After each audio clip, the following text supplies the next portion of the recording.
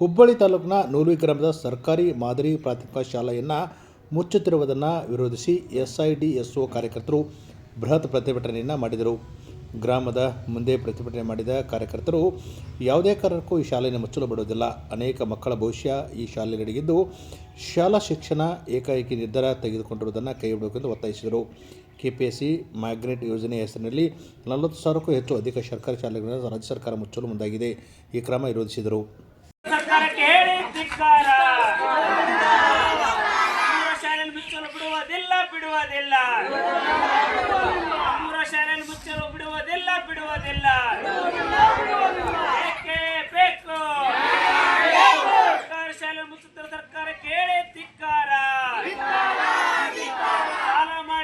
ಶಾಲೆ ಮುಚ್ಚುತ್ತಿರುವ ಸರ್ಕಾರಕ್ಕೆ ಹೇಳಿ ಧಿಕ್ಕಾರ.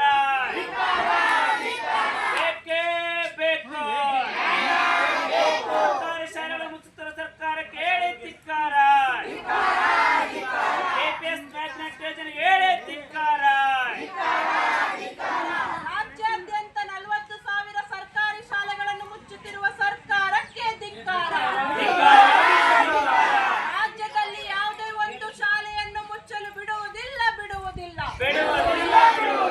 ಸರ್ಕಾರಿ ಶಾಲೆ ನಮ್ಮ ಹಕ್ಕು, ನಮ್ಮ ಹಕ್ಕು. ಸರ್ಕಾರಿ ಶಾಲೆ ನಮ್ಮ ಹಕ್ಕು, ನಮ್ಮ ಹಕ್ಕು. ಬಡ ರೈತ ಕೂಲಿ ಕಾರ್ಮಿಕರ ಮಕ್ಕಳ ಭವಿಷ್ಯವನ್ನು ಕೊಲ್ಲುತ್ತಿರುವ ಸರ್ಕಾರಕ್ಕೆ ಹೇಳು ಧಿಕ್ಕಾರ. ಸರ್ಕಾರಿ ಶಾಲೆ ನಮ್ಮ ಹಕ್ಕು, ನಮ್ಮ ಹಕ್ಕು. ಸರ್ಕಾರಿ ಶಾಲೆಗಳನ್ನು ಮುಚ್ಚಲು ಬಿಡುವುದಿಲ್ಲ.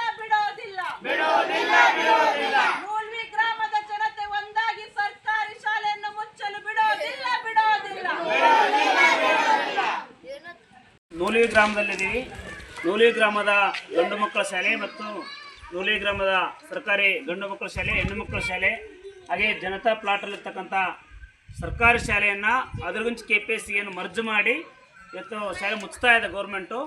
ಅದರ ವಿರುದ್ಧ ನಮ್ಮ ವಿದ್ಯಾರ್ಥಿ ಸಂಘಟನೆ AIDS ವತಿಯಿಂದ ಇವತ್ತು ಹೋರಾಟ ಮಾಡ್ತಾ ಇದ್ದೀವಿ. ಹಾಗಾಗಿ ಸರ್ಕಾರ ಇದು ಕೂಡಲೇ ಕೈ ಬಿಡಬೇಕು, ಶಾಲೆ ಮುಚ್ಚೋದನ್ನು KPS ಮ್ಯಾಗ್ನೆಟಸ್ನಲ್ಲಿ ಸರ್ಕಾರಿ ಶಾಲೆ ಮುಚ್ಚೋದನ್ನು ಕೈ ಬಿಡಬೇಕಂತೇಳಿ ನಾವು ಈ ಮೂಲಕ ಒತ್ತಾಯಿಸ್ತಾ ಇದ್ದೀವಿ.